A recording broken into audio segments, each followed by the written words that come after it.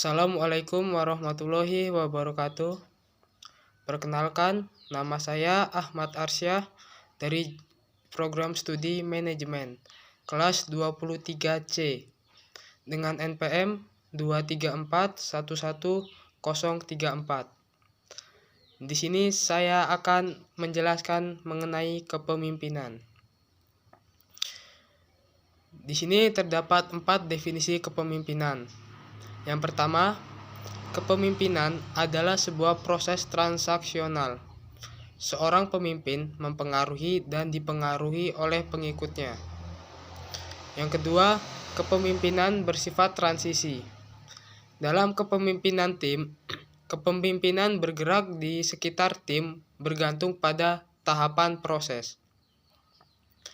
Yang ketiga, kepemimpinan melibatkan pengaruh dalam suatu kelompok dengan tujuan yang sama. Tanpa pengaruh, kepemimpinan tidak akan ada. Dan definisi yang keempat, kepemimpinan melibatkan pencapaian tujuan dan mengarahkan sekelompok individu untuk mencapainya. Prinsip-prinsip kepemimpinan. Karakteristik seorang pemimpin didasarkan kepada prinsip-prinsip menurut Stephen R. Covey. Berikut prinsip-prinsip kepemimpinan. Yang pertama, seorang yang belajar seumur hidup. Yang kedua, berorientasi pada pelayanan. Yang ketiga, membawa energi yang positif. 4. Percaya pada orang lain. 5. Keseimbangan dalam kehidupan. 6. Melihat kehidupan sebagai tantangan. Dan yang terakhir, sinergi. Selanjutnya, tujuan kepemimpinan. Tujuan utama kepemimpinan adalah mencapai visi dan tujuan organisasi. Namun, kepemimpinan juga memiliki aspek-aspek lain, seperti mengembangkan tim, meningkatkan motivasi, dan menciptakan lingkungan kerja yang produktif. Berikut merupakan tujuan kepemimpinan. Yang pertama, menginspirasi dan mengarahkan. Salah satu tujuan penting kepemimpinan adalah menginspirasi anggota tim dan mengarahkan mereka menuju pencapaian tujuan yang telah ditetapkan. Yang kedua, menghadapi perubahan. Dalam lingkungan bisnis yang dinamis, pemimpin harus mampu mengelola perubahan. Ini termasuk merencanakan dan mengimplementasikan perubahan yang diperlukan untuk menjawab tantangan dan peluang baru. Ketiga, pengembangan tim. Kepemimpinan juga berperan dalam mengembangkan potensi anggota tim. Pemimpin harus memberikan pelatihan, dukungan, dan kesempatan bagi anggota tim untuk tumbuh dan berkembang. Yang keempat, meningkatkan produktivitas. Seorang pemimpin yang efektif akan berusaha menciptakan lingkungan kerja yang produktif. Ini termasuk mengidentifikasi dan mengatasi hambatan-hambatan yang menghambat kinerja tim. Selanjutnya, fungsi kepemimpinan. Fungsi kepemimpinan mencakup berbagai aspek, termasuk perencanaan, pengorganisasian, pengarahan, dan pengendalian.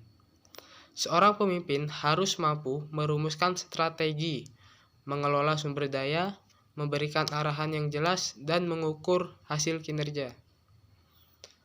Berikut merupakan fungsi kepemimpinan. Yang pertama, mengkomunikasikan visi. Salah satu peran utama seorang pemimpin adalah mengkomunikasikan visi dan tujuan organisasi kepada seluruh tim.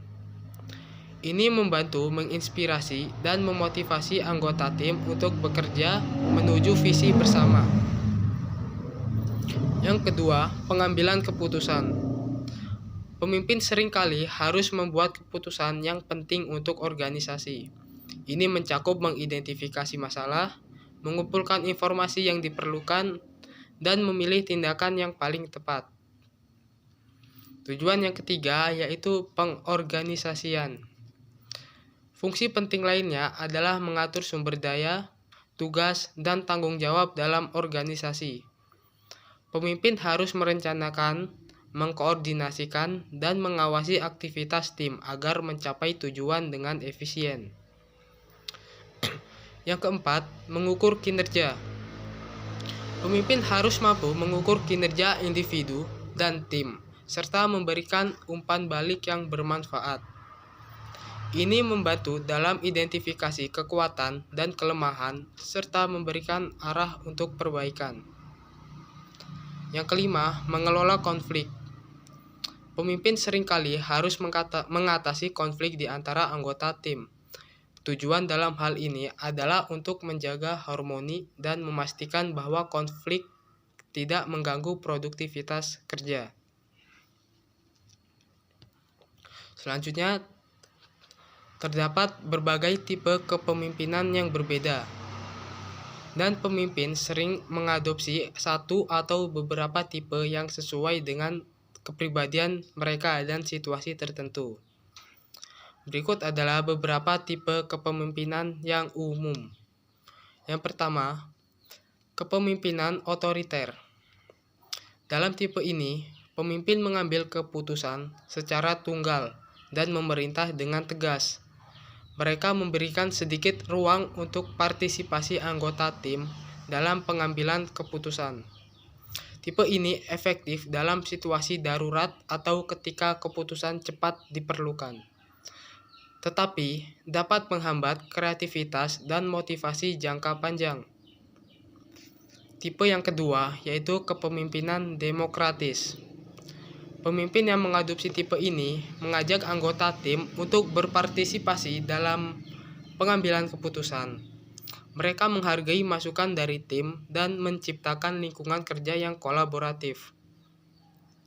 Tipe ini dapat meningkatkan motivasi dan kreativitas anggota tim, tetapi mungkin memerlukan waktu ekstra dalam proses pengambilan keputusan.